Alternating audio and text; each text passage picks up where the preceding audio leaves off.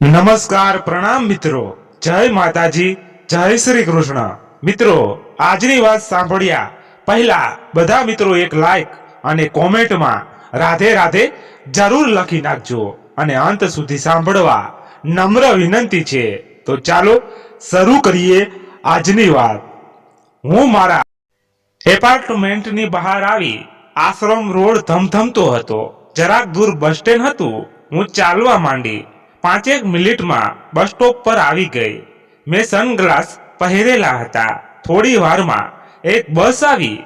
ઘણા પેસેન્જર એમાં ચડી ગયા। થોડી વારમાં બીજી બસ આવી। બીજા થોડાક એમાં ચડી ગયા। ખૂણામાં એક કાકા બેઠેલા હતા। એમને નવાઈ લાગતી હતી કે હું કેમ એકેય બસમાં ચડતી નહોતી। દૂરથી એક લાલ ગાડી મેં આવતી જોઈ। મારી આંખો ચમકી। મેં લિફ્ટ માટે નિશાની કરી। એ ગાડી બિલકુલ મારી પાસે આવીને ઊભી રહી। ગાડીની બારીનો કાચ ઉંચકાયો। હું નજીક ગઈ। એક સોહામણો યુવાન ગાડી ચલાવી રહ્યો હતો। મેં નમીને એને કહ્યું, પ્લીઝ મને લિફ્ટ આપશો, મારે રેલવે સ્ટેશન જવું છે। એણે સસ્મિત અને આવકારી કહ્યું, વાય નોટ, કમ ઇનસાઇડ। મેં પાછળનું બારણું ખોલ્યું। એણે મને હસતા હસતા કહ્યું, આગળ આવી જાઓ, નહીં તો લોકો સમજશે કે હું તમારો ડ્રાઈવર છું। મને મારી ભૂલ સમજાય। હું આગળ બેસી ગઈ। મને સીટ બેલ્ટ મળતો નહોતો। એણે નમીને એ શોધવાનો મદદ કરી। બેલ્ટ બાંધી આપ્યો। એટલા સમય પૂરતો એ મારી ખૂબ નજીક આવી ગયો હતો। એના તીવ્ર પરફ્યુમની ગંધ મને સ્પર્શી ગઈ। એણે ગાડી સ્ટાર્ટ કરી। લાઇટિંગ વાળું શર્ટ, સોનેરી ફ્રેમના લેટેસ્ટ ચશ્મા, હાથમાં કિંમતી રિસ્ટ વોચ, આંગળીના ડાયમંડ રિંગ। હું તો જોતી જ રહી ગઈ। એણે મને બહુ મીઠાશથી પૂછ્યું, may I know your name please? મેં સરળતાથી કહ્યું, sure, I am Devika and you are Paritosh. એણે મારું અધૂરું વાક્ય પૂરું કર્યું। મેં હસીને કહ્યું, નાઇસ મીટિંગ યુ। એણે ફરી મોહક સ્મિત કર્યું અને કહ્યું, સેમ હિયર। રસ્તો કપાતો જતો હતો। એ ગાડી જરૂર ચલાવતો હતો, પણ મને ખાતરી હતી કે એ મારા વિશે જ વિચારતો હતો। રેલવે સ્ટેશનનો રસ્તો લાંબો હતો। કમર પર ફિટ બેલ્ટ હોવાને કારણે મારા વિકસિત વક્ષસ્થળ વધુ વિકસિત જણાઈ રહ્યા હતા। થોડીક આડી અવળી વાત કર્યા પછી એણે મને અચાનક પૂછ્યું, જો તમને વાંધો ન હોય તો આપણે ફરી મળી શકીએ। મેં આ પ્રશ્નની અપેક્ષા રાખી જ હતી। મેં તરત જ તક ઝડપી લીધી। ડેફિનેટલી, મને પણ ગમશે। લો, આ મારું કાર્ડ, તમે ગમે ત્યારે કોલ કરી શકો। એમ કહીને મેં મારું કાર્ડ લંબાવ્યું। એણે એ કાર્ડ લેતા લેતા મારી નાજુક કરાંગુલીને સ્પર્શ કરી લીધો।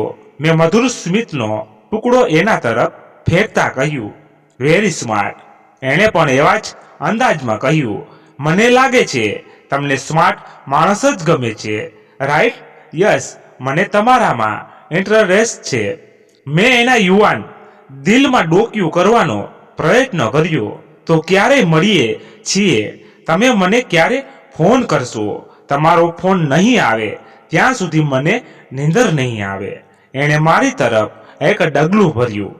તમે એમ માનો છો કે મારો ફોન આવ્યા પછી તમને નીંદર આવશે? કદાચ નીંદર ઉડી પણ જાય। મેં ઝાડ ફેંકવાની શરૂઆત કરી। એ તો આપણી બીજી મુલાકાત થાય પછી જ ખબર પડે, પણ મુલાકાત જલ્દી થાય તો વધુ સારું। એણે મને સપનું જોવા પ્રેરી। એનાથી શું થશે? મેં એને આગળ બોલવાની તક આપી। સ્વીટ ગર્લ, હું યુવાન કંપની મેળવવામાં સમય બગાડતો નથી। સુવાળા સંબંધની શરૂઆત કરવી જ હોય તો જલ્દી કેમ નહીં? એ બીજી મુલાકાત માટે બેતાપ હતો। ગાડી જલ્દી સ્ટેશન તરફ જઈ રહી હતી। એણે અચાનક મારા હાથ પર હાથ મૂકી મને પૂછ્યું, હું તમને નામથી બોલાવી શકું? હું સહેજ ધ્રુજી ગઈ। સાવ અજાણ્યો યુવાન ગાડીમાં અમે બંને એકલા. એનો હાથ મારા હાથ ઉપર. ઓહ યસ, બિલકુલ. મેં એને રજા આપી દીધી. એ ખુશ થઈ ગયો. અમે બંને એક જ વિચાર કરતા હતા કે બધું જલ્દી નહોતું થઈ રહ્યું. એક જ આકસ્મિક મુલાકાત માત્ર નામની આપલે અને એની મારા તરફ આગળ વધવાની તાલાવેલી. સ્ટેશન આવી ગયું. એણે ગાડી એક તરફ લીધી, ઊભી રાખી. મેં બારણું ખોલવા હાથ લંબાવ્યો. એ મારા તરફ ઝૂક્યો. આઈ લાઈક યુ દેવી. એણે મારી હથેળી પર ચુંબન કર્યું. હું ડઘાઈ ગઈ. મેં બારણું ખોલી નાખ્યું. હું બહાર નીકળી. એની બારી પાસે ગઈ. એણે કાચ નીચે ઉતાર્યો. મેં ઝૂકીને એની તરફ જોયું. એની નજર મારા પર ઉભરાઈ રહેલા ઉભાર પર પડી અને ત્યાં જ સ્થિર થઈ ગઈ. મેં એનો સમાધિભંગ કર્યો. મી પરિતોષ, આપણે બહુ જલ્દી મળીશું, ખરું ને? મેં એને પૂછ્યું. એણે એ સૌંદર્યધામ પરથી માંડ નજર હટાવી કહ્યું, યસ, હવે તો જલ્દી મળવું જ પડશે. ભલે, તો હું રજા લઉં. મેં એને હલાવ્યો. મન તો તને જવા દેવા તૈયાર નથી, પણ ઓકે, યુ કેન ગો. એણે મને જવાની પરમિશન આપી. એના તરફ મોહક દ્રષ્ટિ ફેંકી. હું આગળ વધી ગઈ. સ્ટેશનમાં પગથિયાં ચડી. હું ટિકિટ બારી પાસે આવી. ત્યાં 10 જણાની લાઈન હતી. હું પણ ત્યાં ઊભી રહી ગઈ. મનમાં ગલગલિયા થતા હતા. શું સ્માર્ટ યુવાન હતો. એની ઊંઘ તો હવે ગઈ. થોડી વારમાં બારી ખુલી. બધા આગળ ખસવા લાગ્યા. મને અચાનક મારી કમર પર કંઈક વસ્તુ અટતી હોય એવું લાગ્યું. મેં પાછળ જોયું. એક મહિલા ઊભી હતી. એના હાથમાં મોટું પર્સ હતું. એણે મને બહુ જ ધીમેથી કહ્યું, લાઈનમાંથી નીકળી મારી સાથે ચાલ. તારી કમર પર મારી પિસ્તોલની આણી છે. મને પિસ્તોલ ચલાવતા આવડે છે. હું નખશીક કંપી ગઈ. એની વાત માન્યા સિવાય મારી પાસે બીજો કોઈ ઉપાય જ નહોતો. અમે બંને લાઈનમાંથી નીકળી પ્લેટફોર્મ પર આવ્યા. ત્યાં જ એક ટ્રેન ધસતી આવી. જે ડબ્બો અમારી પાસે સ્થિર થયો એમાં એણે મને હાથ પકડી બેસાડી દીધી. એ પણ સાથે જ હતી. ગાડી તરત જ ઉપડી. હું ક્યાં જઈ રહી હતી એ હું જાણતી નહોતી. આ ગાડી ક્યાં જતી હતી એ પણ મને ખબર નહોતી. હું એક સીટ પર બેસી ગઈ. એ પણ બાજુમાં બેસી ગઈ. હવે એ રિલેક્સ હતી. એણે સિગરેટ સળગાવી. આસપાસ છૂટા છવાયા માણસો હતા. એ બિનદાસ હતી. એણે મારી તરફ ધુમાડો ફેંક્યો. મને ઉધરસ આવી ગઈ. એણે મને કહ્યું, આદત પાડ, હવે તારે પણ પીવી પડશે. મારા કાન સુધી એ શબ્દો પહોંચે એ પહેલા હું બાજુમાં ઢળી પડી. મને ખબર નથી, પણ જ્યારે મારી આંખ ખુલી ત્યારે ટ્રેન ઊભી હતી. હું બે બાકડી આસપાસ જોવા લાગી. એ કદાચ છેલ્લું સ્ટેશન હતું. ગાડી સાવ ખાલી હતી. ચા વેચવાવાળો ડબ્બાની અંદર આવ્યો. મને જોઈ બોલ્યો, બોન, તમારે નથી ઉતરવું? ગાડી આગળને જાય હેંડો, ઉતરી જાઓ. હું ઝટ ગાડીમાંથી ઉતરી. મેં મારો ફોન શોધ્યો પણ મને એ ન મળ્યો. હું આઘાત પામી. એ ક્યુ સ્ટેશન હતું. મને ઓળખાતું નહોતું. અજાણ્યું શહેર હતું. નાનું લાગ્યું. મેં સ્ટેશનની બહાર નીકળી આજુબાજુ નજર કરી. માર્કેટ જેવું લાગતું હતું. હા, પૈસા મારી પાસે હતા. મેં વિચાર્યું, હું કોઈક ગેસ્ટ હાઉસમાં રોકાઈ જાઉં. ત્યાં જ એક રિક્ષાવાળા કાકા મારી પાસે આવ્યા. કા બેન, ક્યાં જાઉં? એમણે મને પૂછ્યું. મેં એને કોઈ ગેસ્ટ હાઉસ વિશે પૂછ્યું. એણે મને સલાહ આપી, બેન, ગેસ્ટ હાઉસ તો છે પણ તમારા જેવા સારા માણસ માટે નથી. હા, એક મહિલા આશ્રમ છે. એના મોટા બેન મને ઓળખે છે. કયો તો ત્યાં લઈ જાઓ. અંધારું થવાની તૈયારીમાં હતું. મેં તરત જ હા પાડી દીધી. મહિલા આશ્રમ દૂર નહોતો. એક કાકા મને ત્યાં ઉતારી. મોટા બેનની ઓફિસ બતાવી. ચાલ્યા ગયા. હું ઓફિસમાં દાખલ થઈ. એક સ્થૂળકાય મહિલા સામે બેઠા હતા. ટેબલ પર 2 ફોન પડ્યા હતા. તેઓ મોબાઈલ પર વાત કરી રહ્યા હતા. મને જોઈ એમણે ફોન કટ કર્યો. મારી તરફ જોયું. આવો બેન, બેસો. એમણે મને ખુરશી ચીંધી. હું બેસી ગઈ. મને સખત તરસ લાગી હતી. એમણે મને ત્યાં પડેલો ગ્લાસ હાથમાં આપ્યો. હું એ પાણી ગટગટાવી ગઈ. મેં એમની પાસે રહેવાની જગ્યાની માંગણી કરી. બંને મને રૂમ સુધી મૂકવા આવ્યા. એમણે તરત જ હા પાડી. નોકરને બૂમ પાડી. એમનું નામ લીલાબેન હતું. મને હાસ થયું. રૂમમાં આવી. મારી પાસે તો કંઈ જ નહોતું. હું ત્યાં રાખેલો પલંગ પર આડી પડી. મારી ઊંઘ ઉડી ગઈ હતી. હું કયા વિસ્તારમાં હતી એ પણ સમજાતું નહોતું. બધું જ અજાણ્યું, કદીએ ન જોયેલું. ફોન વગર તો હું પાંગડી હતી. હું ક્યાં હતી એ કોઈને ખબર નહોતી.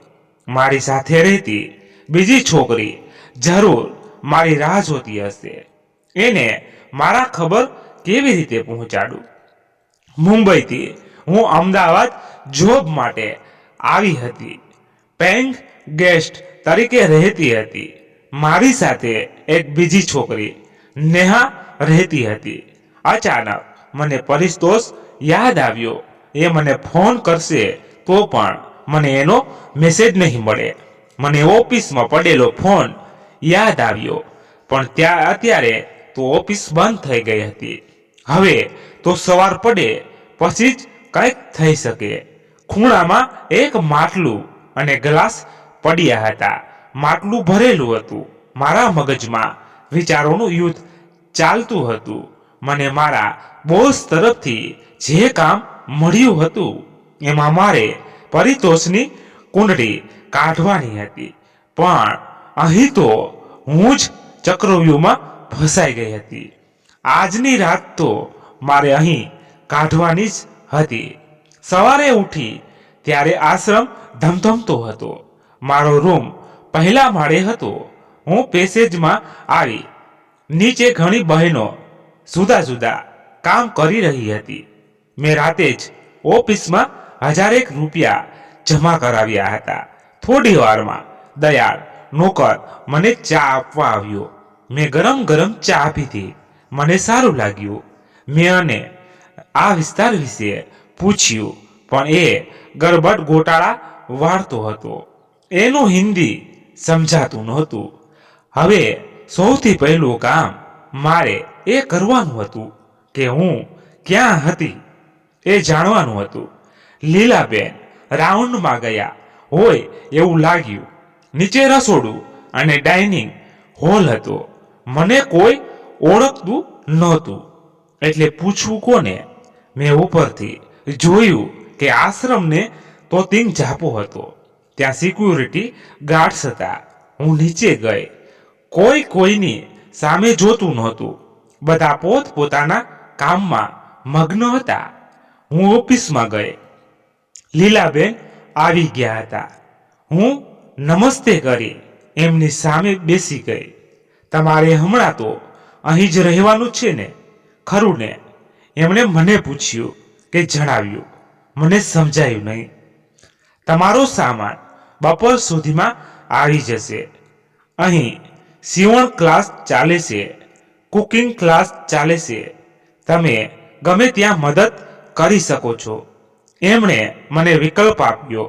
મેં કુકિંગ પસંદ કર્યું. બપોરે હું જમીને પાછી આવી ત્યારે મારા રૂમમાં એક બેગ આવી ગઈ હતી. મેં એ ખોલી. એમાં મારા માપના જ કપડાં હતા, પણ સાડી. હું તો સાડી ક્યારેય પહેરતી જ નહોતી. ઓફિસ બંધ થઈ ગઈ હતી. બપોરે લીલાબેન એમના ક્વાર્ટરમાં ચાલ્યા ગયા. હું કોને પૂછું? હવે તો સાંજે જ વાત થાય. લીલાબેન બહુ ઓછું બોલતા હતા. મને ફોનની સખત જરૂર હતી. હું એ તકની રાહ જોતી હતી કે ઓફિસમાં મને ફોન કરવા મળે. દયાળ તો મારે માટે સાવ નકામો હતો. મને નેહાની ફિકર થતી હતી. એ ક્યારેય એકલી રહી નહોતી બિચારી. એ પણ મારા માટે ચિંતિત હશે. મેં કાલના કપડાં પહેરેલા હતા. ના છૂટકે નાઈને મેં સાડી પહેરી. મને તો પહેલેથી જ વેટર્સ કપડાં જ ગમતા. પણ સામેના અરીસામાં જોયું તો હું મને જ ના ઓળખી શકી. હું ખૂબ જ સુંદર લાગી રહી હતી. મારા ટૂંકા વાળને મેં પોનીટેલમાં બાંધી દીધા. મને અચાનક એવો વિચાર આવ્યો કે પરિતોષ મને આ કપડામાં જુએ તો.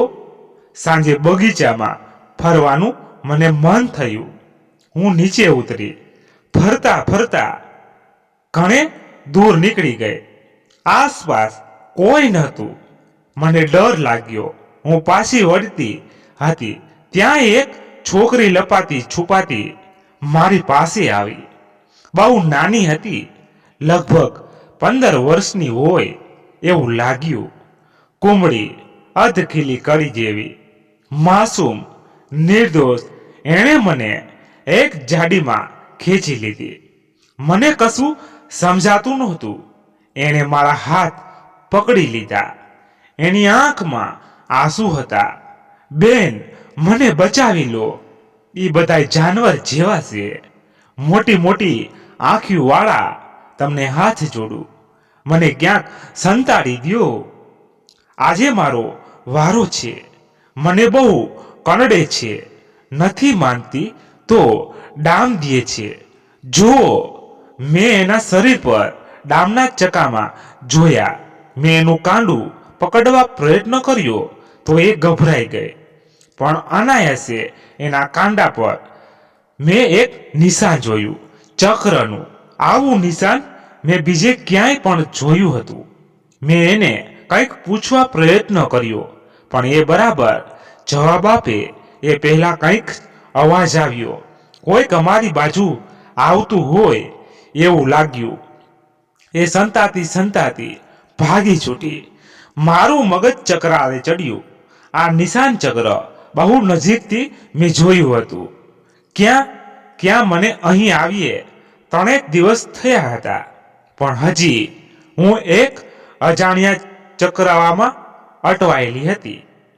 મારી મદદ માંગનાર છોકરી કોણ હતી? એનું નામ શું હતું? ક્યાંની હતી? હું કશું જાણી શકી નહોતી. એની ભાષા પણ સ્પષ્ટ નહોતી. હિન્દી, ગુજરાતી અને કોઈ બીજી ભાષાનું મિશ્રણ હતું. મને લીલાબેન બહુ મળતા નહોતા. મને અહીં શા માટે લાવવામાં આવી હતી એ સમજાતું નહોતું. મને એ સમજતા વાર ન લાગી કે એ રિક્ષાવાળા કાકા પણ આમાં ભળેલા હતા. મને પિસ્તોલ બતાવી ટ્રેનમાં બેસાડનાર મહિલા પણ આ ષડયંત્રનો હિસ્સો હોય એવું લાગી રહ્યું હતું. હું જે ટ્રેનમાં બેસીને અહીં આવી હતી એ ક્યાંની હતી એ ખબર પડે તો કંઈક જાણી શકાય. એક દિવસ હું બગીચામાં લટાર મારી રહી હતી. મેં જોયું કે ઓફિસમાં કોઈ નહોતું. મારે ફોનની ખૂબ જરૂર હતી. કદાચ આજ એક તક હતી જેનો ઉપયોગ કરી હું કંઈક કરી શકતી હતી. ધીમે ધીમે ઓફિસ તરફ આગળ વધવા માંડી. ખૂબ સાવચેતી જરૂરી હતી. ઓફિસમાં દાખલ થઈ ગઈ. મારું હૈયું જોરથી ધડકતું હતું. મેં આજુબાજુ જોયું, ત્યાં કોઈ નહોતું. હું તરત જ લીલાબેનના ટેબલ પાસે ગઈ. ત્યાં પડેલા ફોન તરફ આગળ વધું એ પહેલા મારી નજર ત્યાં રાખેલા 2 ચોપડા પર પડી. જેમાંનો એક ચોપડો બંધ હતો પણ એક ખુલ્લો હતો. મેં કુતૂહલવશ એમાં જોયું. એમાં કેટલાક નામ હતા પણ વાંચવા શક્યો નહોતા. મેં ભાષા સમજવા પ્રયાસ કર્યો. ત્યાં જ પાછળથી અવાજ આવ્યો, તમને કંઈ જોઈએ? આ રીતે પરમિશન વગર ઓફિસમાં આવવું નહીં. ગુનો બને છે એ તમે જાણો છો? લીલાબેન હતા. હું ચોંકી ગઈ. માર્યા આવે. મને તરત જ તો જવાબ ન સૂઝ્યો, પણ જે મનમાં આવ્યું એ બોલી ગઈ. બેન, સખત માથું દુખે છે એટલે દવા લેવા આવી હતી. તમને ગોત્યા પણ તમે ક્યાંય દેખાયા નહીં. મેં માંડ બાજી સંભાળી લીધી. ઓહો, એટલી જ વાત. લો, આ ટેબ્લેટ લઈ લો, તરત જ સારું થઈ જશે. એમણે એમના ટેબલના ડ્રોમાંથી એક ટેબ્લેટ મારા તરફ લંબાવી. મારા હાજા ગગડી ગયા. કોને ખબર આ કઈ ટેબ્લેટ હશે? મેં લીધી તો ખરી, પણ મોંમાં મૂકવાનું મન ન થયું. પણ લીધા વિના છૂટકો નહોતો. પાણીનો ગ્લાસ ત્યાં હતો જ. ભગવાનનું નામ લઈ એ ટેબ્લેટ હું ગળી ગઈ. એ તરત જ ઓગળી ગઈ. મારું માથું ભારે થઈ રહ્યું હતું. મને હતું જ કે ટેબ્લેટમાં કંઈક ગડબડ હશે જ. કોને ખબર ક્યારે મારી ઊંઘ ઉડી. હું એક અંધારા ઓરડામાં કેદ હતી, જ્યાં જરાય પ્રકાશ નહોતો. મેં અનુભવ્યું કે મારા હાથ બાંધેલા હતા. હું શાંતિથી પડી રહી. આમય અહીં આ પરિસ્થિતિમાં હું શું કરી શકું એમ હતી. મને પરિતોષ ખૂબ યાદ આવી રહ્યો હતો. એણે ખંભે માથું મૂકી. મારે ખૂબ રડવું હતું. એને ભેટીને કહેવું હતું, આઈ લવ યુ. મને ત્યારે ખબર પડી કે હું એને ચાહવા લાગી હતી. માત્ર 25 મિનિટનો અમારો સાથ હતો. મારી કમર પર સીલ બેલ્ટ બાંધવા મારી સાવ નજીક આવ્યો હતો. ત્યારે મારું હૈયું કૂદકો મારી બહાર આવવા માંગતું હતું. મેં મારા શરીરમાં દિલ શોધ્યું. ના ચઢ્યું. નક્કી એ પરિતોષ પાસે જ હતું. તો મને એ લેવા કેમ નહોતો આવતો? હું મારા સાજનને ઝકતી હતી. મને યાદ આવ્યું એનાથી છૂટા પડતી વખતે એને સારડી જેવી નજર જે મારી વિકસિત યુવાનીને ખડભડાવી ગઈ હતી. મારા ઉભરાઈ રહેલા ઉભારને આલિંગતી એની બદમાશ નજર.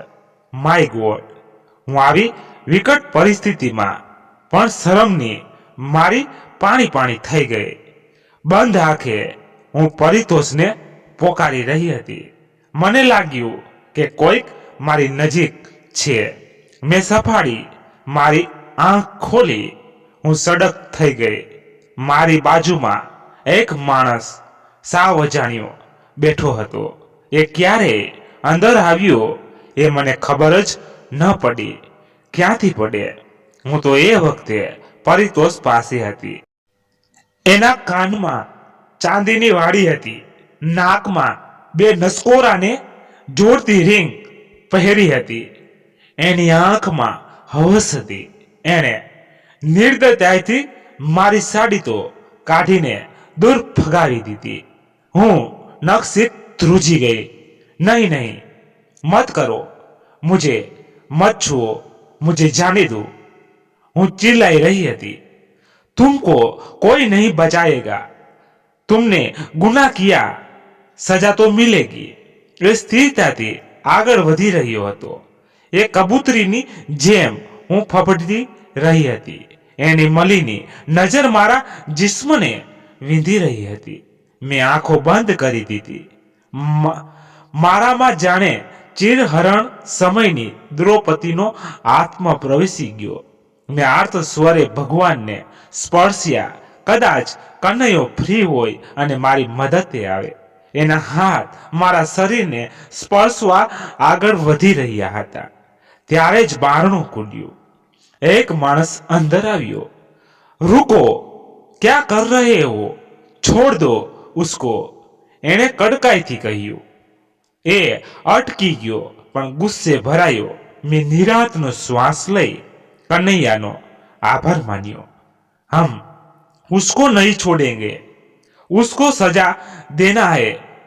एने કહ્યું, वो तुम्हारा काम नहीं है, चलो बॉस बुला रहे हैं, देर मत करो। એણે એને હાથ પકડી બહાર ખેંચ્યો. બારણું બંધ થઈ ગયું. મેં તરત જ સાડી લપેટી લીધી. જો એ માણસ સમયસર ન આવ્યો હોત તો મારી આબરૂના ચિત્રા ઉડી ગયા હોત. મારી અમૂલ્ય ઇજ્જત હું ગુમાવી બેઠી હોત. હવે તો મારી ઇજ્જત મારી પાસે મારા પરિતોષની અમાનત હતી. મને ખૂબ ભૂખ લાગી.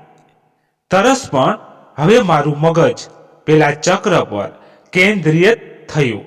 ત્યાં પરિતોષના ગળામાં એક ચેન હતી. એમાં કોઈ લોકેટ નહોતું. તો પછી ક્યાં? લગભગ 2 કલાક પછી હું એ અંધારી ઓરડીમાંથી બહાર આવી શકી. હું ચૂપચાપ મારા રૂમ વળી ચાલવા માંડી. જમવાનો સમય થયો હતો.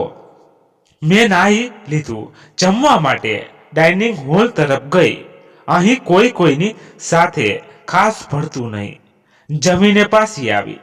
બારણું બંધ કર્યું. સૂવા માટે તકિયા પર માથું મૂક્યું. મને તકિયો ઊંચો લાગ્યો. મેં તકિયો ઉઠાવ્યો. મેં શું જોયું? એક પેકેટ, થોડુંક મોટું. આ અહીં કેવી રીતે આવ્યું? મેં બારી પણ બરાબર બંધ કરી દીધી. પેકેટ ખોલ્યું. એમાં કેમેરો હતો અને એક કવર પણ. કવર ખોલ્યું. ઘણા બધા રૂપિયા અને કેટલાક ફોટોગ્રાફ્સ હતા. એક ચિઠ્ઠી પણ. મેં ધડકતા દિલે વાંચવા માંડી. તને જે કંઈ ખાસ લાગે એના ફોટા લેવા માટે કેમેરા, રૂપિયાની જરૂર પડશે. મોકલેલ ફોટાને ધ્યાનથી જોવા. એમાંનું ત્યાં કંઈ પણ દેખાય તો ફોટો લઈ લેવો. આ ચિઠ્ઠી વાંચીને તરત જ નિકાલ કરી નાખવો. નાનકડી ભૂલ થશે તો મોટી મુસીબતમાં મુકાવવું પડશે. મેં ચિઠ્ઠી 2 વાર વાંચી. મતલબ કે અહીં કોઈક તો મારું હમદર્દ હતું, પણ કોણ શોધવું મુશ્કેલ હતું. મેં તરત જ બધું ઠેકાણે મૂકી દીધું.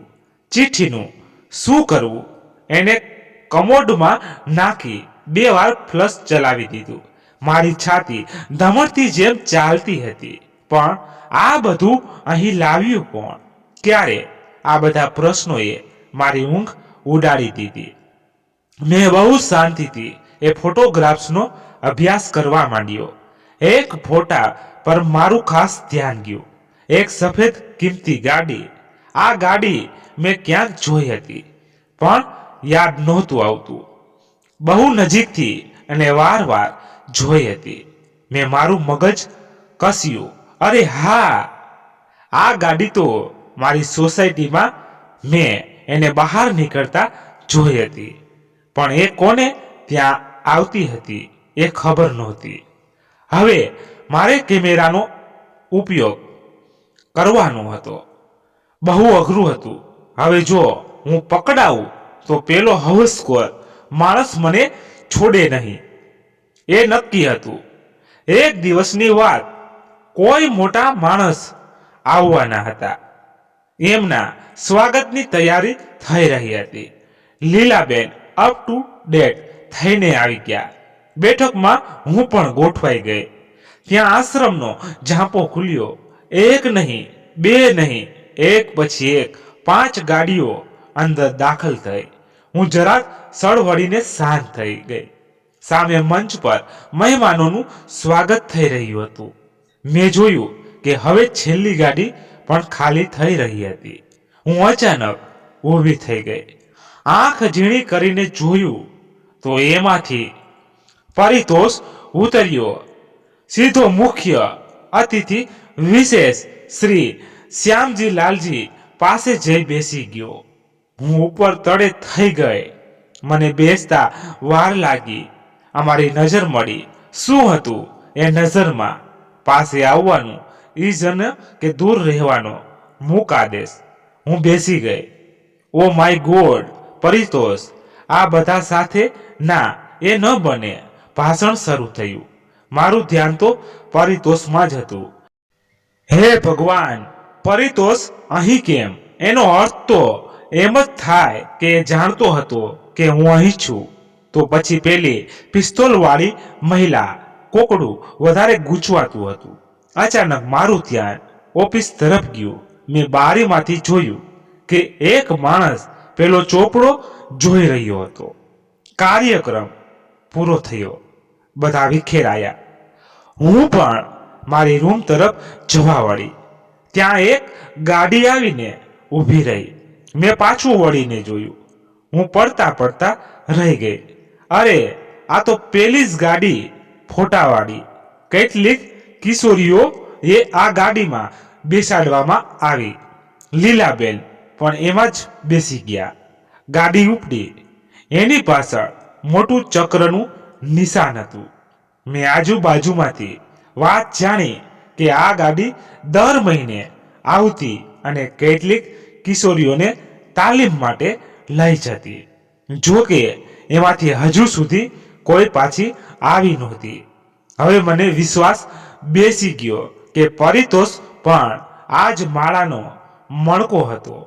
ચક્રએ તો મારું માથું ફેરવી નાખ્યું હતું. પરિતોષની સચ્ચાઈ મને બહુ ડંખી. મને સૂક્ષ્મ થઈ ગયું.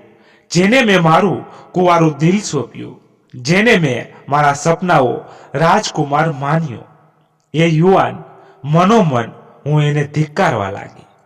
પણ હવે મને લાગ્યું કે હું ક્યારેય એને મળી શકીશ નહીં. બીજે દિવસે લીલાબેન તો પાછા આવી ગયા. મને તક મળતી ત્યારે હું ફોટા લેતી. હવે મારી પાસે ઘણા રૂપિયા હતા. હું કોઈને પણ ફોડીને બાતમી લઈ શકતી હતી. હવે હું એવા માણસની શોધમાં હતી કે જે અહીંનો જાણકાર હોય. અહીં શું થઈ રહ્યું છે, એનો મુખ્ય સૂત્રધાર કોણ છે, એ શોધવામાં મને મદદ કરે. રૂપિયા બહુ મોટું પ્રલોભન છે. ભલભલાની નિયત બગડે. મેં શોધ્યું કે બગીચાના માળી કાકા બહુ ઘરડા હતા. પણ એમ અંધારામાં તીર છોડવું મુસીબતને સામેથી નોતરવા જેવું હતું. માળી કાકા બગીચામાં જ એક ઓરડીમાં રહેતા હતા. એમના પત્ની રસોડામાં સેવા આપતા હતા. મેં મનોમન નક્કી કર્યું કે માળી કાકાનું મન હું ટટોલીશ. કદાચ મને એ મદદરૂપ થાય. મેં બારીમાંથી જોયું તો આશ્રમ શાંત હતો. મને થયું કે અત્યારે બહાર નીકળી શકાય.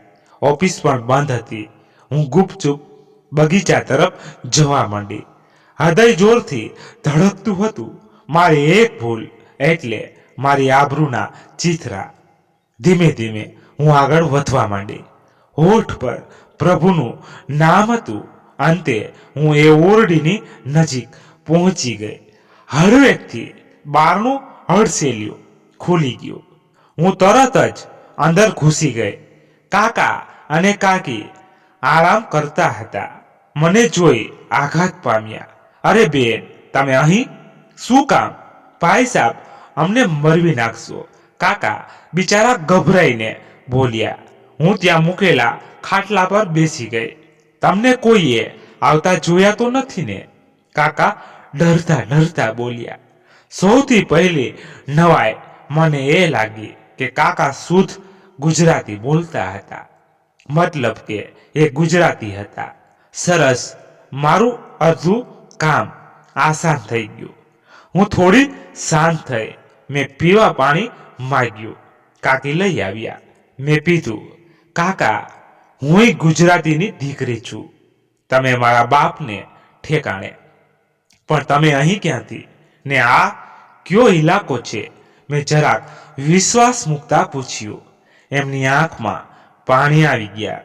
બેન, અમારું અમૂલ રતન અહીં ખોવાઈ ગયું છે. એને ગોતતા ગોતતા અહીં આવી ચડ્યા. પણ આ લોકો બહુ ભયંકર છે. સાવચેતી રાખજો. એમણે ફોડ પાડ્યા વિના વાત કરી. મને કાંઈ સમજાયું નહીં.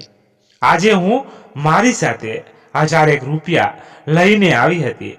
મારી આગળ કાંઈ કહેવું કે નહીં એ વિશે હું મૂંઝવણમાં હતી. મેં ગોળ ગોળ વાત કરી.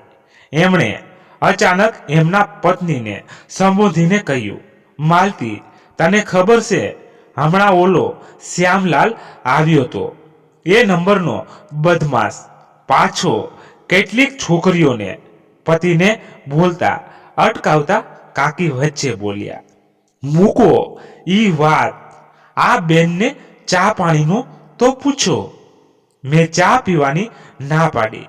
મેં શ્યામલાલ વાળી વાતનો તંતુ સાધવાનો ઘણો પ્રયત્ન કર્યો, પણ કાકી બહુ સજાગ હતા.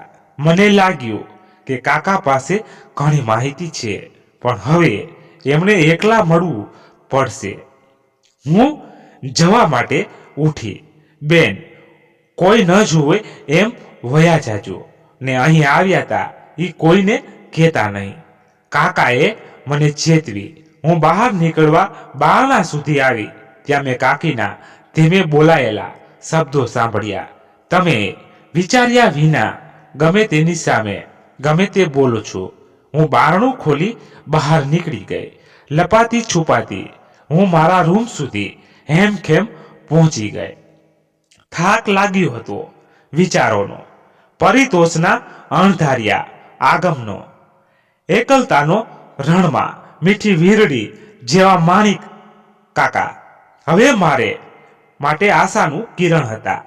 પણ કાકી એ કેમ કાકાને બોલતા રોકતા હતા એ સમજાયું નહીં. હવે મારું ધ્યાન શ્યામલાલ તરફ કેન્દ્રિત થયું. કેટલાક ફોટા મેં સાવચેતીથી પાડ્યા, પણ હવે આનું કરવું શું? હજી મને કોઈ એવો માણસ મળ્યો નહોતો કે જેના પર હું ભરોસો કરી શકું, જેની પાસેથી મને કોઈ માહિતી મળી શકે. વચ્ચે એકાદ વખત મારી કાકા સાથે મુલાકાત થઈ, પણ ખાસ કાંઈ જાણવા મળ્યું નહીં. એટલી માહિતી મળી કે આશ્રમ ગોવાની આજુબાજુમાં ક્યાંક હતો. ક્યાં ગોવા અને ક્યાં અમદાવાદ. હું મારા ઘરથી ખૂબ દૂર આવી ગઈ હતી. બીજી માહિતી એ મળી કે શ્યામલાલ આ વિસ્તારનો પ્રદેશ પ્રમુખ હતો. લીલાબેન સાથે એની પાકી 60 ગાંઠ હતી, પણ પેલા ચક્રનું શું મને યાદ કેમ નહોતું આવતું કે એ મેં ક્યાં જોયું હતું. અને અહીંની ગાડી અમારી સોસાયટીમાં કોને ત્યાં આવતી હતી. પેલી ગાડીમાં લઈ જવાતી કિશોરીઓ ક્યાં અને કેમ લઈ જવાતી હતી. મેં ફરીથી મારી કાકાને મળવાનો પ્રયાસ કર્યો. હવે હું સમય બગાડવા માંગતી નહોતી. એને વધુ રૂપિયાની લાલચ આપીને ઘણું બધું ઓકાવવા માંગતી હતી. અચાનક મને નેહા યાદ આવી. બિચારી એકલી મૂંઝાતી હશે. મેં કેટલાક મુદ્દા એક ડાયરીમાં લખ્યા, જેનો મને જવાબ નહોતો મળતો. ઓફિસમાં જવાની તો હિંમત જ નહોતી. પેલો બિહામણો માણસ યાદ આવતો ને હાજા ગગડી જતા. જેમ જેમ વિચારતી ગઈ એમ એમ કંઈક સમજાતું હતું. મેં જે ફોટા પાડ્યા હતા એ અને મને મળેલી માહિતી મારે બહાર મોકલવાની હતી, પણ કેવી રીતે? મેં વિચાર્યું કે એ કામ પણ હું મારી કાકાને જ સોંપીશ.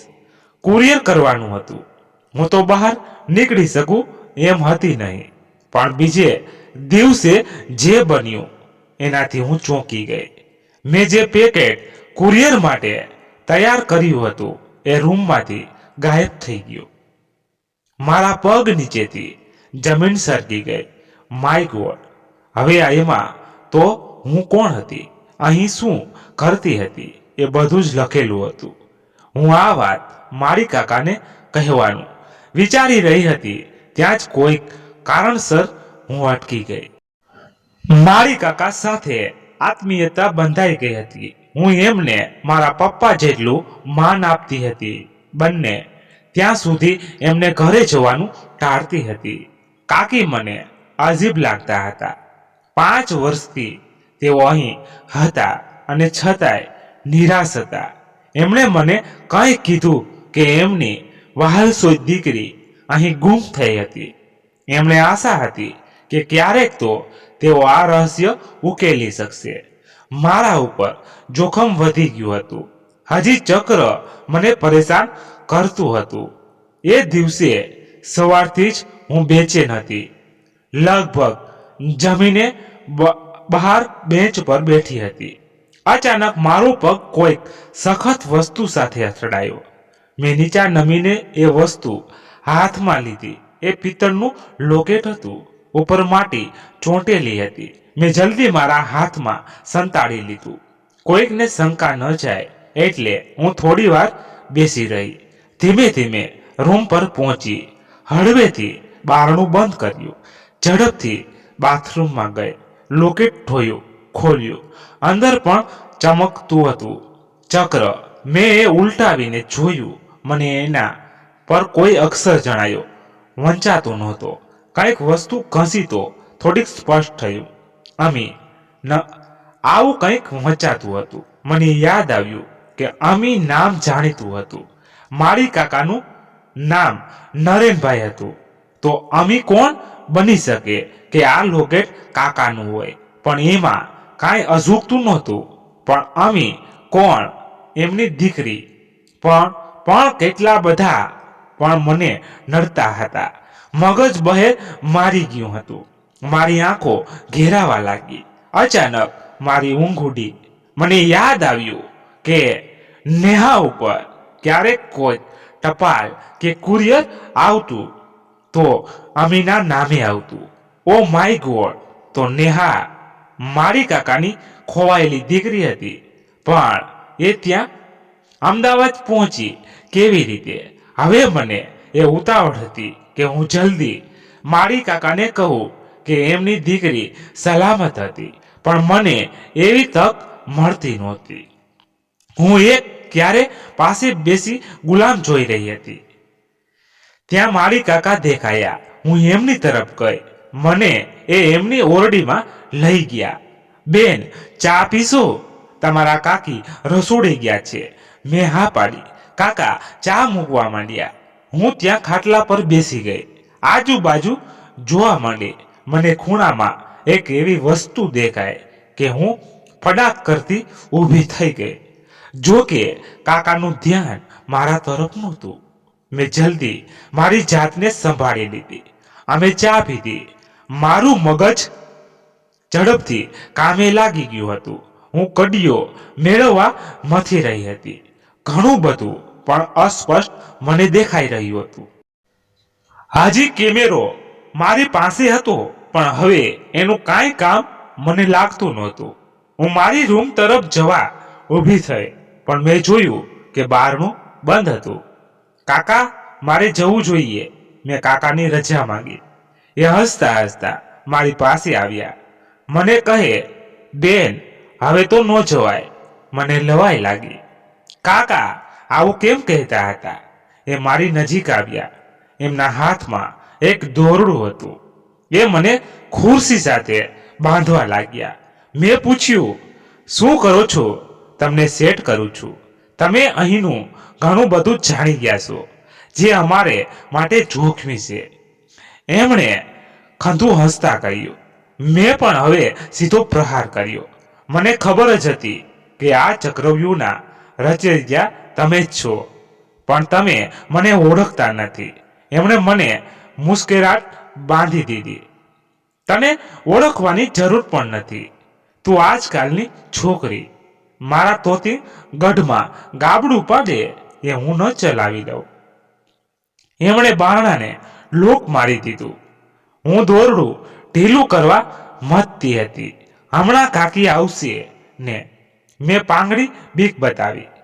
હવે કોઈ નહીં આવે. ચૂપચાપ બેસી રહે. વધારે ધમપસાડા કરીશ તો હું ઘણું બધું કરી શકું. અહીં તું મારા રહે મોકરમ પર છે. એમણે મને ચૂપ રહેવા કડકાઈથી કહી દીધું. ઓહો, તો તમે અને તમારી દીકરી નેહા, મતલબ કે અમે મળીને આ કામ કરી રહ્યા છો. અને તમે જ પેલી સફેદ ગાડી લઈને મારી સોસાયટીમાં આવતા હતા. મને લોકેટ મળ્યું ત્યારે જ મેં અંધારામાં આધેડ તીર ચલાવવા માંડ્યા. એમણે એક કબાટમાંથી પિસ્તોલ કાઢી. હું બોલવા માંડી. નહીં, હું હવે કાંઈ જ નહીં બોલું. પ્લીઝ મને મારતા નહીં. એમણે પિસ્તોલ બાજુમાં મૂકી કહ્યું, ગુડ ગર્લ. લગભગ એકાદ કલાક થયો હશે. બારણું ખખડ્યું. કાકા ખોલવા માટે ઊભા થયા. મને આશા જાગી. કદાચ મને બચાવવા, કદાચ કાકી. બારણું ખોલ્યું. સીધો પ્રકાશ આવતો હોવાથી હું આવનારને જોઈ ન શકી. Very good young man. તો તું આવી ગયો એમને? એમણે આવનારને આવકાર્યો. યસ બોસ, તમારો મેસેજ મળ્યો એટલે તરત જ નીકળી ગયો. એ વ્યક્તિ બોલી. હું અવાજ સાંભળી ચમકી. આ અવાજ હતો, જાણીતો હતો. ઓહ નો, પરિતોષ. આનો સાગરિત. મારી ધારણા સાચી નીકળી. પરિતોષ વિશ્વાસ લાયક હતો જ નહીં. એ મારી પાસે આવ્યો. મેં મોં ફેરવી લીધું. એને મારી ચીબુક પકડી ઊંચી કરી. મેં નફરતથી કહ્યું, આઈ હેટ યુ. તોય એણે મને છોડી નહીં. એણે કાકાને સંબોધીને કહ્યું, બહુ કૂદકા મારે છે, બરાબર ઠેકાણે લાવજો. એમણે એની વાત પર ધ્યાન ન આપ્યું. થોડી વારમાં ફરી બારણું ખખડ્યું. હવે પરિતોષે બારણું ખોલ્યું. બીજા 2-3 માણસો અંદર આવ્યા. શું થયું? સિંહ કે શિયાળ? કાકાએ પૂછ્યું. સોરી બોસ, એ ભાગી છૂટ્યો. એમાંના એક માણસે જવાબ આપ્યો, એ ક્યાંય નહીં જઈ શકે. વનલતા ત્યાં જ છે. કાકાએ નિરાતે કહ્યું, બોસ લગભગ બધા પકડાઈ ગયા છે, પણ અબ્દુલ, બીજા એક માણસે માહિતી આપી. તમે અહીં જ છો ને? આમ પૂછી તેઓ બહાર નીકળ્યા. હવે ઓરડીમાં અમે 3 જ હતા. મને ખૂબ બીક લાગી રહી હતી. કાકાએ પરિતોષને કહ્યું, તારે એને વધારે સજા કરવી હોય તો એના હાથ પગ છોડી દે. પછી તારે જે કરવું હોય એ કર. નહીં, તું મને કાંઈ નહીં કરે. એક વખત તું મને પ્રેમ કરતો હતો. મેં રડબસ અવાજે કહ્યું, પ્રેમ તો અત્યારે પણ કરું છું, જો તું કરે તો. કેમ બોસ? એણે નપઠાઈથી મને સ્પર્શતા કહ્યું, બસ ભાઈ, હવે નાટક બંધ કર. ગમે એમ તોય એ મારી થનાર વહુ છે. કાકા બોલ્યા, હું તમારી વહુ? મેં આશ્ચર્યથી પૂછ્યું, હાસ તો આમે તું મને પપ્પા જ માને છે ને હવે પપ્પા કહે છે. એ હજી ગોળ ગોળ વાત કરી રહ્યા હતા. પરિતોષ મૂછમાં હસતો હતો. મેં જોયું કે કાકાએ પહેલા મૂછ કાઢી, પછી સ્કિન ટાઈટ માંસ. હું રાડ પાડી ઉઠી. અનિરુદ્ધ ભટ્ટ, હા, head of Mumbai crime branch. અને હા, આ મારો દીકરો, head of Ahmedabad crime branch. ત્યાં સુધીમાં મારા હાથ પગ છૂટી ગયા હતા. હું એકદમ પરિતોષને વળગી પડી. પરિતોષે મને આશ્વાસમાં લઈ લીધી. એ મારા ચહેરાને ચૂમી રહ્યો હતો. અનિરુદ્ધ ઊંધા ફરીને ઊભા હતા. એમણે મીઠું હસતા કહ્યું, હવે પ્રેમ પ્રકરણ પૂરું થયું હોય તો હું અવળો ફરું. છોકરાઓ, હું તમારો બાપ અહીં ઊભો છું. જરાક મર્યાદા રાખો.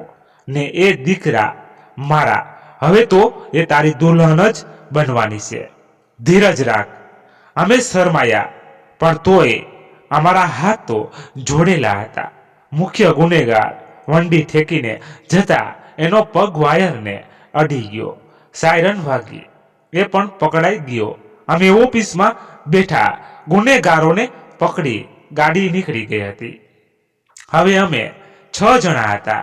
હું, અનિરુદ્ધ, પરિતોષ, વનલતા ઉર્ફે કાકી અને લીલાબેન, જેઓ અનિરુદ્ધના ધર્મપત્ની હતા. મારે ઘણા પ્રશ્નોના ઉત્તર જોઈતા હતા. અનિરુદ્ધ બોલવા માંડ્યા. આ આશ્રમની ગતિવિધિ શંકાસ્પદ હતી. બહુ મોટા સેક્સ રેકેટનો સૂત્રધાર ગોવામાં છે એવી બાતમી મળી હતી. એટલે હું અને મારી આસિસ્ટન્ટ વનલતા અહીં આવી ગયા.